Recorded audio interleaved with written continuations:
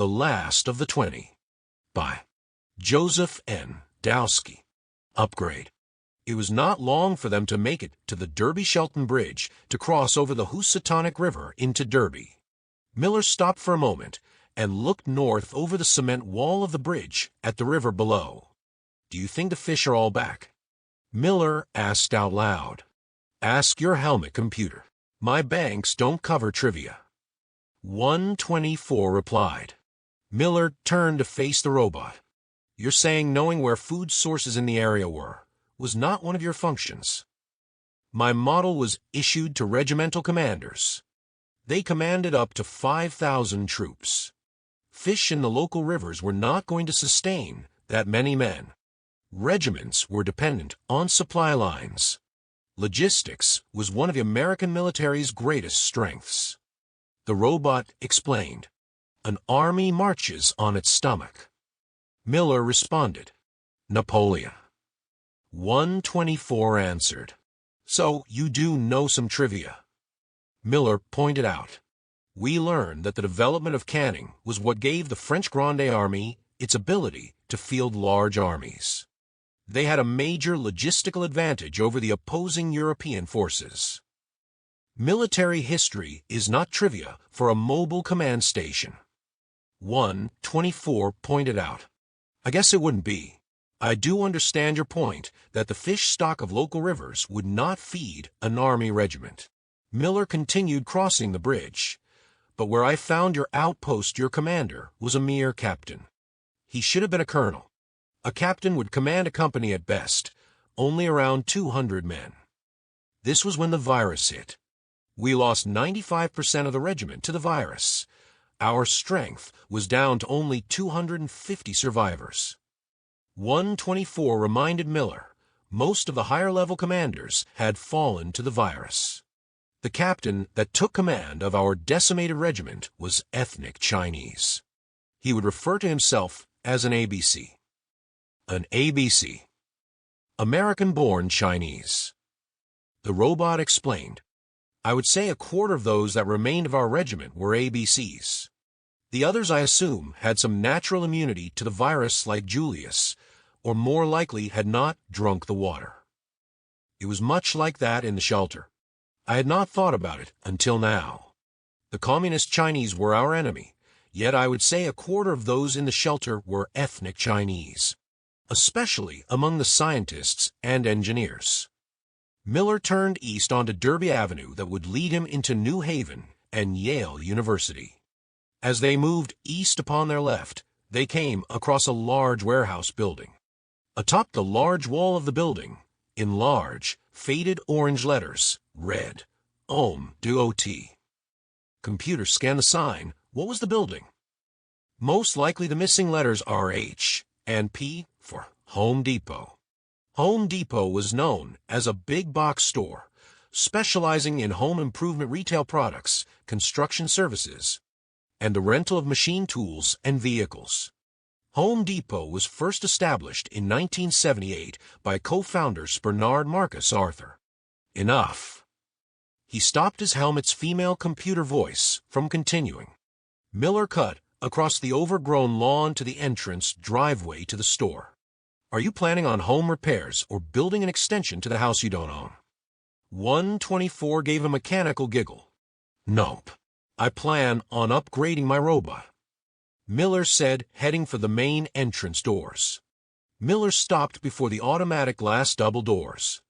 The doors did not respond to him and remained closed. "They have no power." "How can you get in?" 124 asked. Miller grabbed the two doors, trying to get his fingers in between them to pull them apart. "Well, that isn't going to work." "Let me try," 124 said, rolling forward.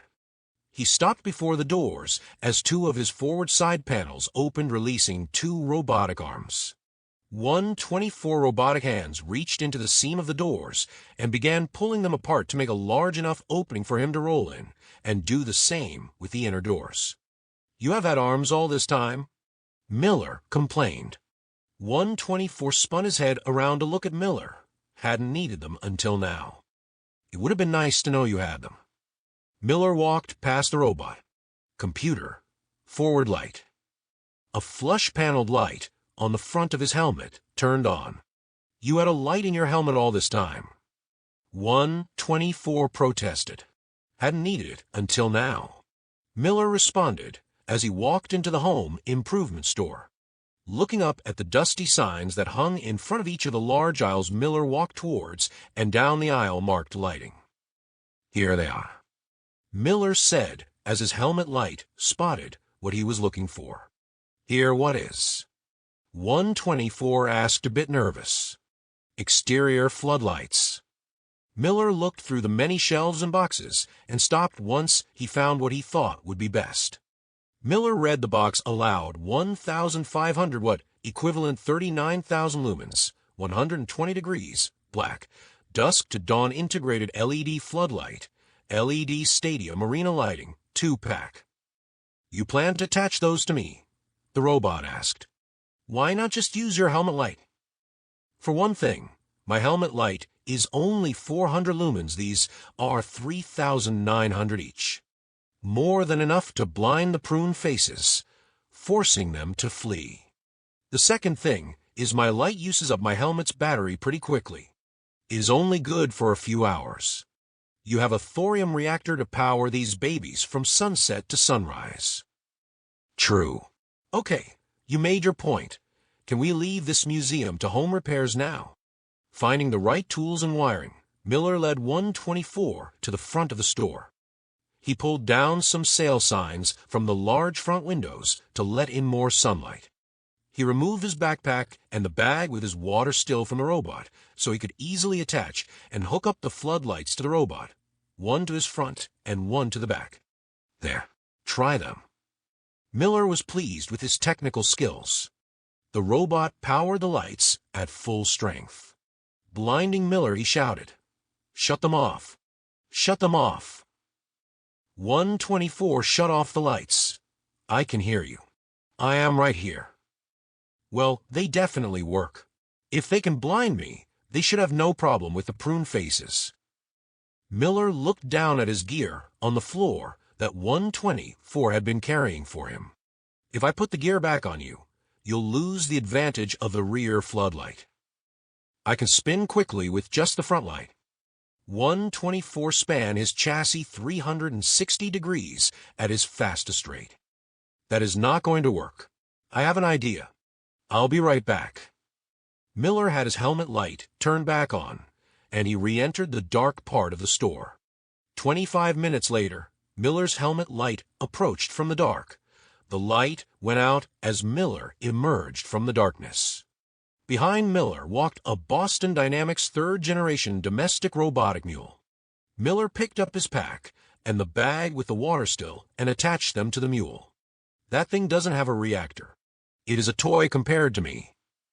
124 protested. Had to give it one of my energy packs. Miller explained. Miller looked out the large glass windows and realized they would be losing sunlight soon.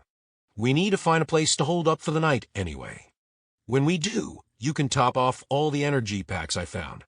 In the morning, it will have all new fresh batteries. I am so kind. 124 sarcastically replied. Would you rather it carries everything for you? Miller asked as he led the two robots out the doors they had entered. Okay. 124 agreed, turning around to look at the robotic mule that was following them. Can it talk? It's a domestic model designed for outdoorsmen, hunters, hikers, campers, and fishermen. It is linked to Follow Me and can respond to only 3 simple voice commands. Follow, wait, shut down. How do you start it after you shut it down?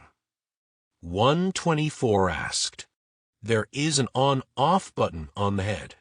It is all in its 2-page manual. Miller explained.